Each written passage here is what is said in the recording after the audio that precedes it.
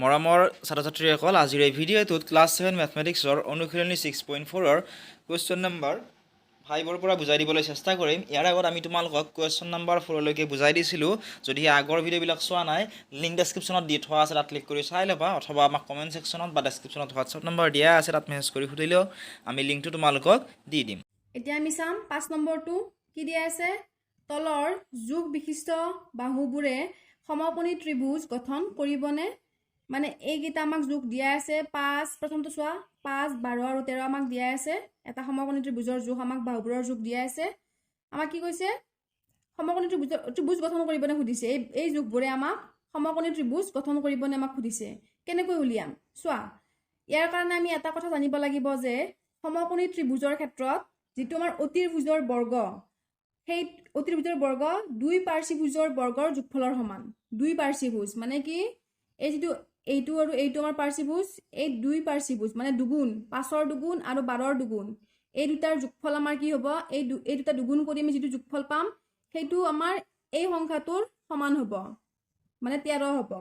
ঠিক আছে, ঠিক আছে। এই দুটাৰ স্কুৱেৰ মানে এই দুটাৰ দুগুণ যোগ কৰিলে আমি এইটোৰ দুগুণ পাম।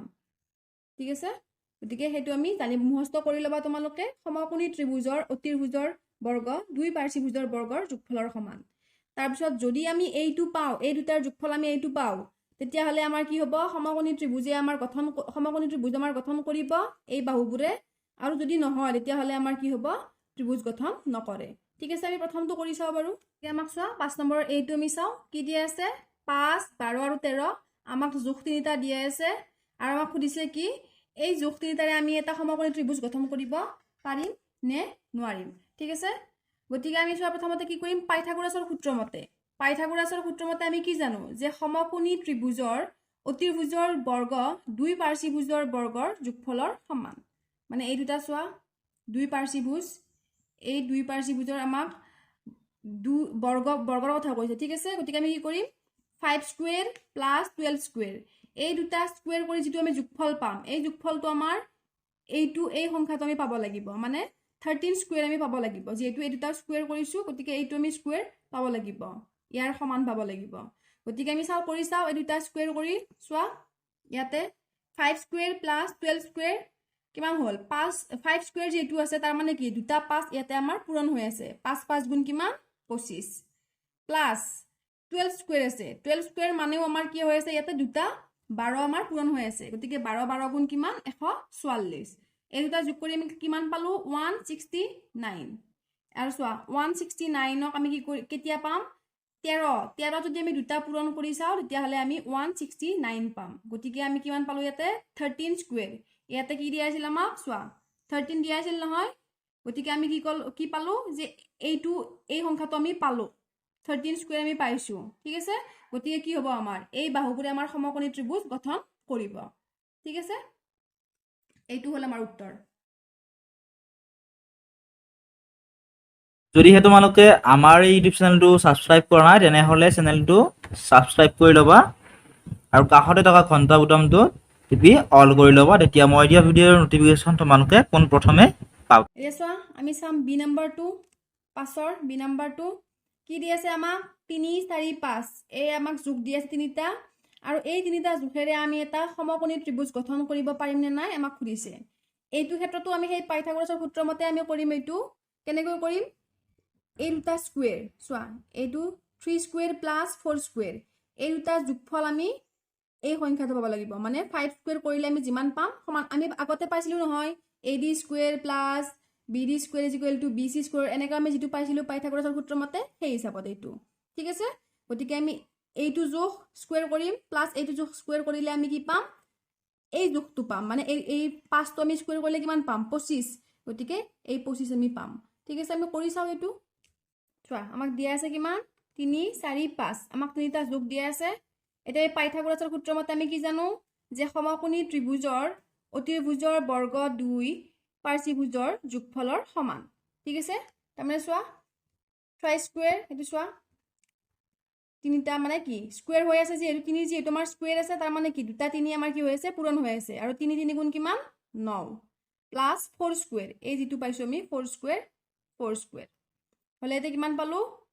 চাৰি দুটা যদি আমি পূৰণ কৰি কিমান পাম 16 এই দুটা যোগ কৰি আমি কিমান পালো 25 হলে মানে কি আমাৰ 5 স্কোয়াৰ সো আমি এইটো পালো না নাই এইটো আমি পালো না নাই পালো গতিকে এইটো হ'ব আমাৰ উত্তৰ মানে বাহুবোৰে সমকোণী ত্ৰিভুজ গঠন কৰিব যেহেতু আমি এইটো পাইছো উত্তৰটো গতিকে আমাৰ গঠন কৰিব যদি আমি এই উত্তৰটো বা 25 নাপালো হয় তেতিয়াহলে আমাৰ এইটো নহলে হয় মানে গঠন নকৰিলে হয় সো ইয়াতে তোমালোকে এনেকেও পাতিব পাৰা যেনেকৈ আমি আগতে পাতিছিলো ইয়াতে তোমালোকে সমান চিন দি 5 স্কোয়াৰো পাতিব পাৰা মানে 5 স্কোয়াৰ পাব লাগিব 5 স্কোয়াৰ 25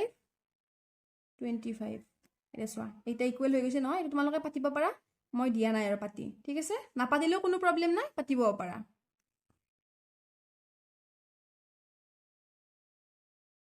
এতিয়া আমি চাম সি নম্বৰটো আমি একেই কৰিম একেই এনেকুৱা নিচিনা পাইথাগোৰাছৰ সূত্ৰ মতেই কৰিম আমি কি কৰিম চোৱা 6 square plus 8 square is equal to 10 square মানে এই দুটাৰ যোগফল আমি এই 10 স্কোয়াৰৰ সমান পাব লাগিব মানে 6 স্কোয়াৰ প্লাস 8 স্কোয়াৰ কৰি 10 স্কোয়াৰৰ আমি সমান পাব লাগিব যদি আমি 10 স্কোয়াৰৰ সমান পাও উত্তৰটো মানে যোগফলটো এই দুটাৰ তেতিয়াহলে কি হ'ব আমাৰ সমকোণী ত্ৰিভুজ গঠন কৰিব এই যোগবোৰে আৰু যদি নহয় নাপাও তেতিয়াহলে কি হ'ব ত্ৰিভুজ এটা আমাৰ গঠন নকৰে আমি কৰি চাও বাৰু এইটো চোৱা আমাক কি দিয়া আছে 6 8 আৰু 10 আমাক দিয়া আছে তিনিটা যোগ এতিয়া আমি পাইথাগোৰাছৰ মতে সমকোণী ত্ৰিভুজৰ অতিভুজৰ বৰ্গ দুই পাৰ্শ্বভুজৰ যোগফলৰ সমান বুলি আমি জানো ঠিক আছে পাইথাগোৰাছৰ সূত্ৰটো মনত আছে নহয় আমি যেতিয়া চিত্ৰৰ ক্ষেত্ৰত আমি কৰি চাইছিলো ঠিক তেনেকুৱা এইটো এটা চোৱা 6 square plus 8 square 6 square plus 8 square is equal to 10 square মানে এই দুটাৰ যোগফল আমি কি পাব লাগিব 10 স্কোয়াৰৰ সমান পাব লাগিব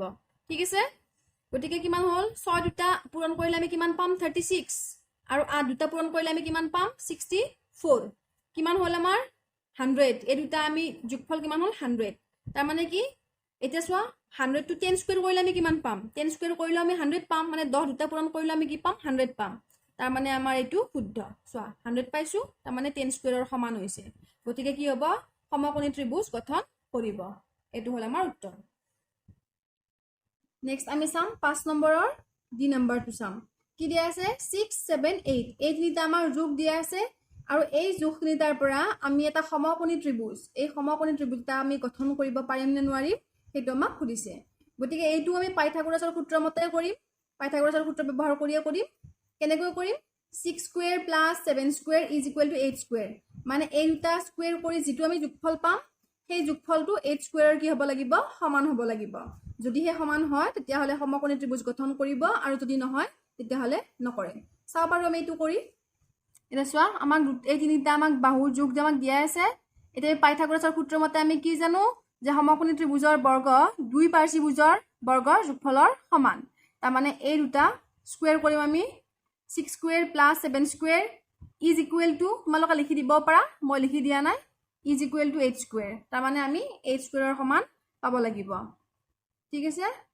এটো নিলিখিলেও কোনো কথা নাই তাৰপিছত আমি চোৱা 6 স্কোয়াৰ কৰিলে আমি কিমান পাম 36 মানে 6 স্কোয়াৰ মানে কি দুটা 6 আমাৰ পূৰণ হৈ আছে গতিকে দুটা 6 পূৰণ কৰিলে আমি কিমান পাম 36 6 6 গুণ 37 প্লাস 7 স্কোয়াৰ মানে কি 49 7 স্কোয়াৰ মানে আমাৰ দুটা 7 আমাৰ পূৰণ হৈ আছে 49 এই দুটা আমি যোগ কৰি কিমান পালো 85 কিন্তু চোৱা 8 স্কোয়াৰ কৰিলে আমি কি পাম 8 স্কোয়াৰ কৰিলে আমি কি পাম দুটা যদি আমি 8 into 8 কৰি আমি কিমান পাম 64 পাম 8 স্কোয়াৰ কৰিলে আমি 64 পাম কিন্তু আমি ইয়াতে কি পালো 85 পালো তাৰ মানে 85 টো আমাৰ 64 ৰ সমান নহয় গতিকে কি হ'ব সমকোণী ত্ৰিভুজ গঠন নকৰে ঠিক আছে সমকোণী ত্ৰিভুজ গঠন নকৰিব কাৰণ 64 ৰ যদি সমান হলে হয় তেতিয়াহলে ইয়াতে যদি 64 হল হয় তেতিয়াহলে আমাৰ এইটো সমকোণী ত্ৰিভুজ গঠন কৰিলে হয় কিন্তু ইয়াতে আমি 85 পালো ঠিক আছে এইটো হল আমাৰ উত্তৰ